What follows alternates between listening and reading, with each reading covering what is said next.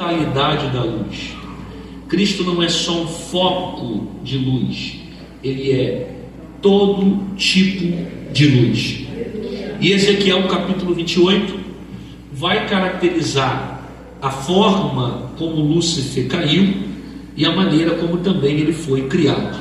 Quantos querem ouvir, digam glória a Deus. Glória a Deus. A primeira observação que eu tenho em Ezequiel 28 verso 12 é quando a parte C diz que Lúcifer era cheio de sabedoria e perfeito em formosura. Deus estava dizendo que Lúcifer foi criado com conhecimento, com inteligência, com sabedoria. E você percebe que ele vai usar todo o seu conhecimento para levar a terça parte dos anjos contra Deus.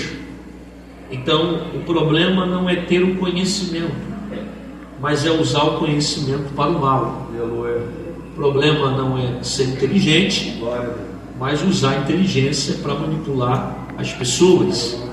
Nós vemos pessoas na política, no STF, nós vemos pessoas com mestrado, doutorado, muito inteligente, e que às vezes usam a sua inteligência para escravizar a mente de pessoas.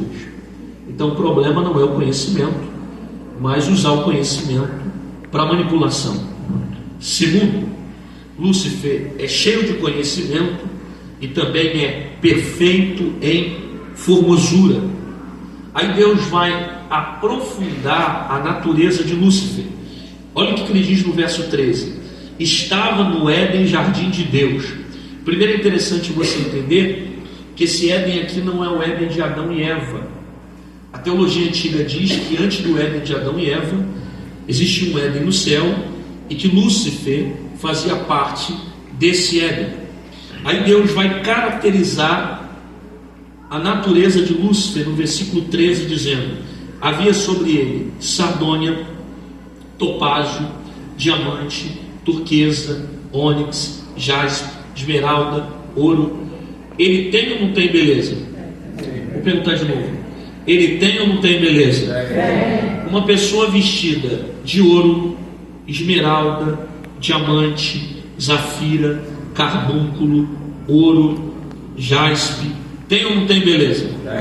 Só que mesmo ele tendo tanta beleza, mesmo ele sendo perfeito em formosura, Lúcifer carrega dentro dele uma insatisfação natural. Por isso que toda pessoa que tem uma insatisfação natural carrega características luciferianas. Você vai ver pessoas insatisfeitas com o seu corpo, insatisfeitas com a cor de seus olhos, insatisfeitas com o seu tamanho, insatisfeitas com suas mãos, insatisfeitas com sua orelha, seu nariz, sua boca. Essa insatisfação natural não vem de Deus.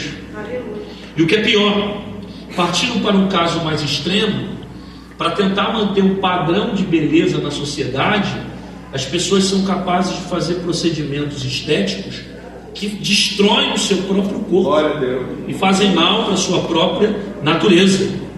Essa insatisfação é provocada por Satanás, porque Jesus não ensinou isso nos evangelhos. Jesus nos ensinou a nós sermos gratos.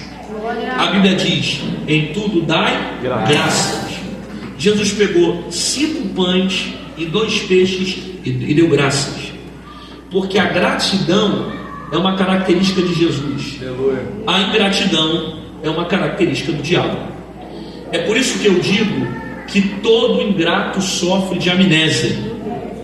Eu vou repetir essa frase: todo ingrato sofre de amnésia. Você pode ajudar o ingrato, estender a mão para o ingrato, colocar comida na mesa do ingrato, abrir porta de emprego para o ingrato, e no final ele sai da sua casa dizendo que nunca te pediu nada. O ingrato sofre de amnésia. Você pode abrir porta de emprego para ele, você pode colocar ele no mercado de trabalho, você discipula o ingrato, batiza o ingrato, levanta ele, consagra, depois sai da igreja dizendo que você nunca o ajudou em nada. E digo mais, muito cuidado em você tentar estender a mão para a vida de um ingrato, porque às vezes o mesmo vento que Deus sopra sobre a vida de um Jonas que está fugindo da direção dele, vai soprar na vida de alguém que está colocando um Jonas dentro do seu barco. Deus segue dizendo que Lúcifer foi criado com o som de instrumentos. Olha que interessante isso. Havia sobre ele tambores, pífanos. Isaías 14 diz que havia som de alaúde. O que são tambores? Instrumento de percussão. O que é pífano? Instrumento de sopro. O que é alaúde? Instrumento de... Deixa eu te fazer uma pergunta. Esses três instrumentos, dá ou não dá para formar uma melodia? Sim ou não? Sim. Claro que dá. Então, era Deus deixando de forma clara que Lúcifer foi criado com musicalidade. Ao contrário do que muita gente pensa, a música não nasceu na terra, a música nasceu no céu. Aleluia. Deus fez a música para ser adorado. É por isso que a teologia antiga defende a ideia que Lúcifer ele era um dos regentes da adoração no céu. Ou seja, ele foi criado com musicalidade e usava toda a sua música para louvor e adoração a Deus.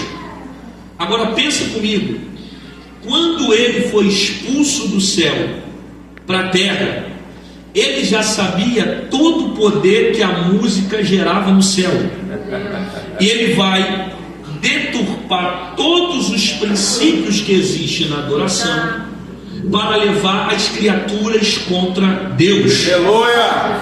Aí você vê hoje na nossa geração crianças de 7, 8 anos de idade balançando as suas genitálias no chão e os pais aplaudindo. Você vê as músicas do mundo erotizando as crianças. Você pega as letras do mundo, são traições, drogas, sexo, pornografia, só coisa que não presta. E o que é pior é que tem gente que diz que é cristão e ainda fica defendendo essas músicas do mundo dentro da igreja. Desculpa, Rodrigo Santana, eu não consigo entender isso. Alguém que diz que nasceu de novo e fica ouvindo música secular. Eu não consigo entender isso. Você não entendeu ainda para que você nasceu. Porque uma vez que você nasceu de novo, segura o fundo aí, por favor.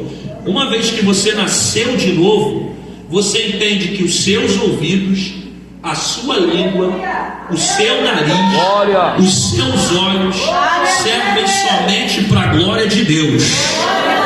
Então tem que rasgar a Bíblia, porque Paulo diz: não vivo mais eu, mas Cristo vive em mim. Não tem como.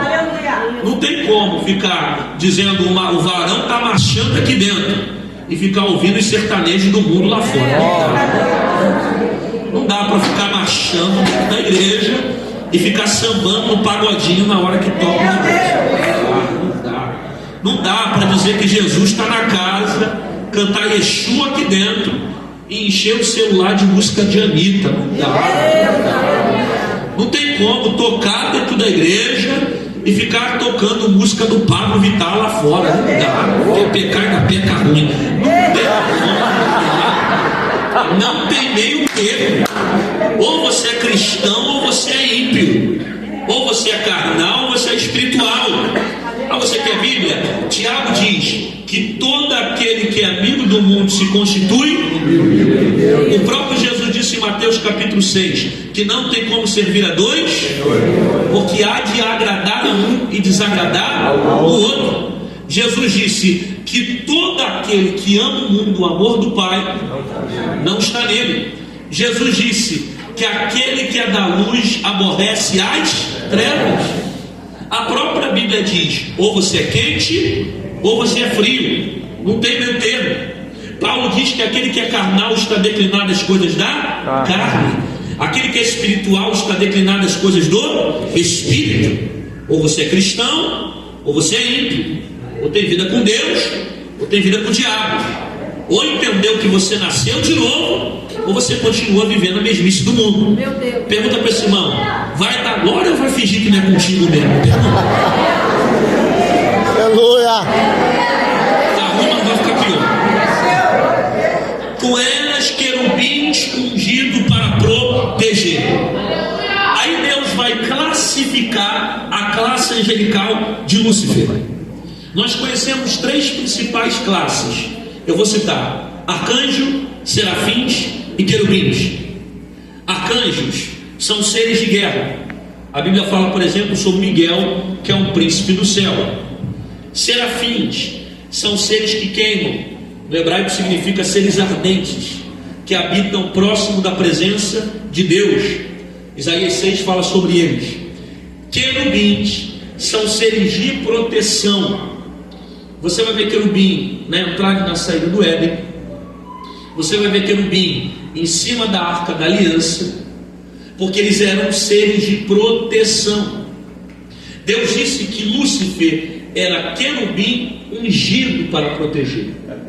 Repare que o verbo ungir aqui, ele está no passado, porque Lúcifer foi o primeiro a receber uma unção e perder essa unção. Então, ao contrário do que muita gente pensa, unção se perde. Ué, pastor, o que é isso? Eu vou te dar um texto bíblico. A Bíblia diz que Saul foi ungido a rei de Israel, e depois o Senhor rejeitou a vida de Saul. Por quê? Porque no meio do caminho ele teve o livre-arbítrio de escolher viver em obediência ou caminhar no pecado. A palavra ungir no hebraico significa ser enviado. É possível você ser enviado para o propósito e no meio do caminho você se perder. Então o fato de você ser ungido não significa que você vai ser salvo. Você pode ser ungido a bispo e ir para o inferno. Você pode ser ungido apóstolo e abraçar o diabo. Por quê? Porque o seu cargo não te garante o céu. A unção que você carrega também não vai te habilitar o céu. A própria Bíblia diz que eu posso ganhar o mundo inteiro e no final perder a minha própria. Por quê? Porque o dom que eu tenho, ele salva quem ouve, mas não salva quem prega. Eita Jesus, eu estou sozinho. O dom que eu tenho, ele salva quem ouve, mas não salva quem prega. Aleluia. Para que eu seja salvo, eu preciso viver cada pingo dessa profecia. Aleluia. Por isso que não é salvo quem conhece, é salvo quem pratica.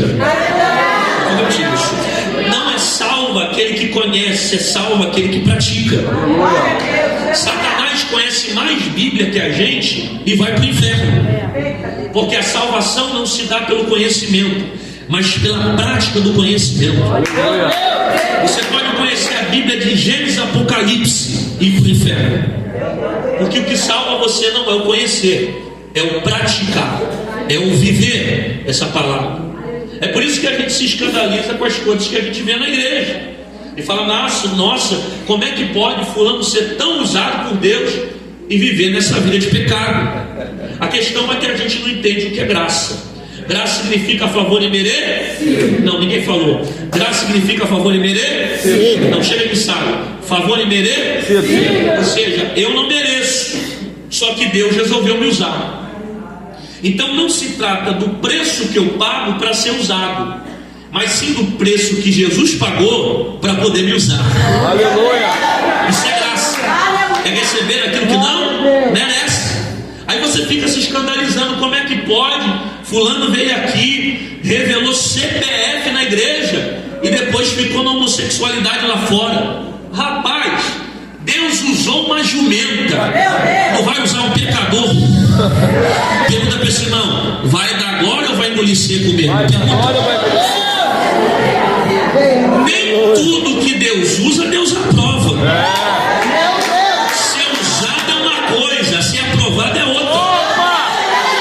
É por isso que eu digo que o púlpito revela talento, mas o altar revela caráter.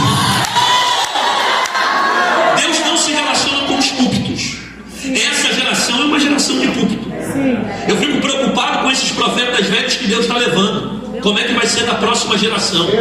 É claro que Deus tem os seus remanescentes, mas a verdade é que essa geração aprendeu a viver uma vida no púlpito, mas não aprendeu a viver uma vida de altar. Essa geração aprendeu a pular no púlpito. Essa geração aprendeu a rodar no púlpito. E a gente chama esse movimento de avivamento. Nossa, eu gostei mais do pregador que veio ontem. Esse pregador não tem fogo nenhum. Eu gosto do negócio que explode. Esse aí está sem fogo, tá sem... E desde quando o barulho é sinal de poder de Deus? Aqui, ó. Lata vazia também faz barulho. Tem gente que está vazio e está fazendo barulho por aí. Avivamento gera barulho, mas nem todo barulho gera avivamento. Irmão, você precisa entender o que é poder de Deus. Você acha que homem de Deus é quem vem aqui e entrega profecia? Homem de Deus não é quem entrega profecia. Homem de Deus é quem vive profecia. Porque nem todo mundo que entrega vive. Só que a gente se impressiona com o talento, a gente se impressiona com os dons, porque o púlpito ele revela os meus talentos, mas o altar revela o meu caráter. É por isso que Deus não se relaciona com aquilo que eu mostro para os outros. Deus se relaciona com aquilo que eu sou quando ninguém está me vendo. Aqui dentro é muito fácil você ser homem de Deus. Você não é homem de Deus quando marcha aqui dentro. Você é homem de Deus quando segura a tua língua lá fora. Propósito, que poder de Deus é esse? Que você roda na igreja, marcha na igreja, cai arrebatado 5 vezes no culto, mas não consegue pagar aquilo que você deve, não consegue estender a mão para o necessitado, toma a santa ceia sem perdoar o irmão que está do teu lado. Luiz Hermínio diz: avivamento não é cair na igreja, é aprender a ficar de pé do lado de fora. Pergunta para esse irmão: vai dar glória ou vai ficar de cara feia?